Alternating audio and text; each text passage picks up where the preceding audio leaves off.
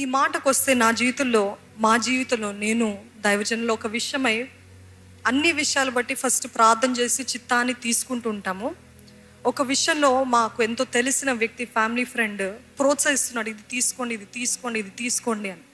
మాకెందుకో మనసులో నెమ్మది లేదు. ఎంతమందికి తెలుస్తుందండి, ఒక విషయంలో దేవుడు చిత్తం కాకపోతే నెమ్మది ఉండదు. You don't feel peace, you don't feel calm. అట్లాంటి పరిస్థితుల్లో వాళ్ళేమో మనల్ని ప్రోత్సహిస్తుంటారు. మనకి మొహమాటం కదా, మన సొంత వారు, దగ్గరున్న వారు వాళ్ళు అలా అడిగితే కాదనిలేం కదా. మనం ఏమంటాం, ఓకేలే సరేలే. మేము వేరే ప్రాంతంలో, వేరే ఊర్లో ఉన్నాము. ఆ ఊరిలో పరిచర్య, దేవుని పరిచర్య చేస్తున్నాం. అది ఆంధ్రాలో. హైదరాబాద్కి రానప్పుడు ముందు పరిస్థితి. అయితే ఈ వ్యక్తి మాకు పదే పదే ఫోన్ చేసి, ఏమైంది, ఆ డిసిషన్ తీసుకున్నారా, ఏమైంది, ముగించమంటారా అని అడిగారు. ఇంకా సరే మొహమాట పడి మేమేమన్నామంటే, సర్లే కానిచ్చేయండి అన్న వెంటనే ఇద్దరికి ప్రేరేపణ కలిగింది. నిజంగా దేవుని చిత్తమా, మనము దేవుని అడగకుండా చేసేసామా అని అడిగినప్పుడు ఆయన అన్నారు, ఒకసారి ప్రార్థన చేద్దాము, ప్రార్థన చేసిన తర్వాత దేవుడు ఏం మాట్లాడుతున్నాడో చూసి దాని తర్వాత ముందుకు వెళ్దాం అన్నారు. ప్రార్థన చేస్తాము, అదే సగం మనసుతో కొంచెం గిల్టీగా, దేవా నేను అడగకుండా చేసేసాం నిర్ణయము అని చెప్పి ప్రార్థన చేసి బైబిల్ ఓపెన్ చేసిన వెంటనే మాకు ఒక షాక్ కలిగిందండి. యెషయా గ్రంథము 31వ అధ్యాయము 1వ వచనం వచ్చింది. ఇశ్రాయేలు పరిశుద్ధ దేవుని లక్ష్య పెట్టకయు, యెహోవా యొద్ద విచారింపకయు, సహాయము నిమిత్తము ఐగుప్తునకు వెళ్ళుచు గుర్రములను ఆధారము చేసుకొని వారి రథములను విస్తారములనియు రౌతుల బలాఢ్యులనియు వారిని ఆశ్రయించు వారికి శ్రమ. అర్థమైందా దేవుడు ఎంత సూటిగా మాట్లాడతాడో? ఇంకా మీకు డౌట్ ఉందా? ప్రతి నిర్ణయంలో దేవుడు మనకి సూటిగా మాట్లాడతాడు. ఈ మాట వచ్చింది చూసారా, ఎంతమంది చదివారు?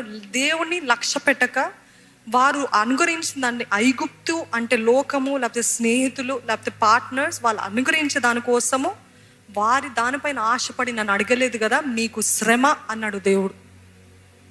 నిజంగానే శ్రమగానే అయింది అది.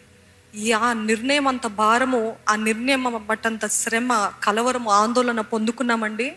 అంత ఇంత కాదు.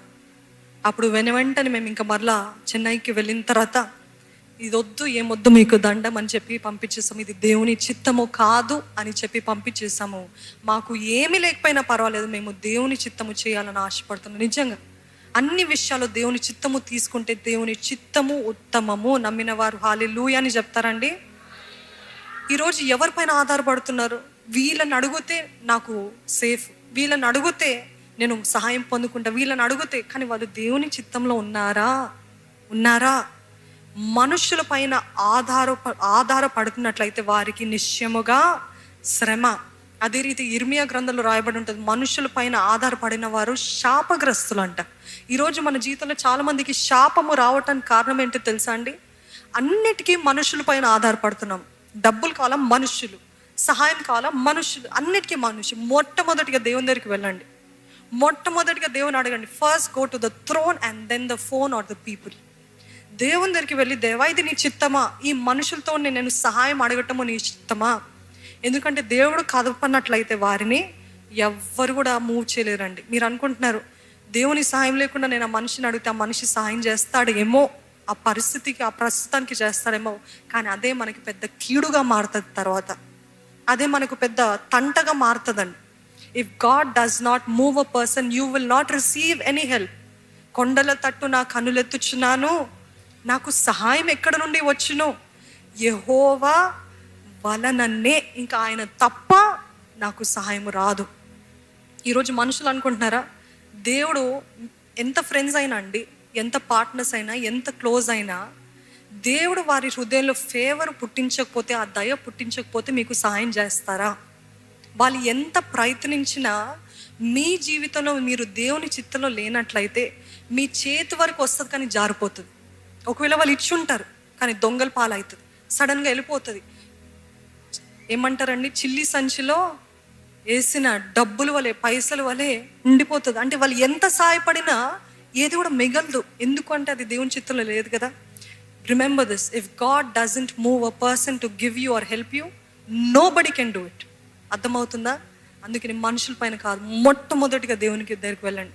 మన జీవితంలో ఇలాగ నిలిచి ఉండటానికి కారణం ఏంటి తెలుసా? ఇదే దేవుని పైన ఆధారపడకుండా మనుషులు ఇస్తారా, మనుషులు చేస్తారా, మనుషులు అడుగుతారా, మనుషులు నాకు ఇది చేస్తారు. No no no. ఐగుప్తుల పైన ఆధారపడే వారికి శ్రమ. ఐగుప్తుల్ని ఆశ్రయంగా చేసుకున్న వారు శాపగ్రస్తులు. I do not want any cursed people here. అంత సీరియస్ అండి దేవునికి ఇది, అంత ఇష్టం, అంత కీలకమైనది దేవునికి ఇది. ఏంటది?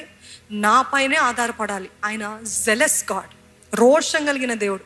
ఆయన మహిమను ఎవరితో పంచుకోరు. అట్లాంటిది నా పైన ఆధారపడకుండా నువ్వు ఆ మనుషుల దగ్గరికి వెళ్తున్నావు. ఆ బిజినెస్ పార్ట్నర్ అన్బిలీవర్, ఆయన పైన ఆధారపడుతున్నావు, నువ్వు వీరిపైన ఆధారపడుతున్నావు, వారిపైన అని దేవుడు అడుగుతున్నాడు. ఈరోజు మనము జాగ్రత్త ఉండాలి. అదే చూడండి,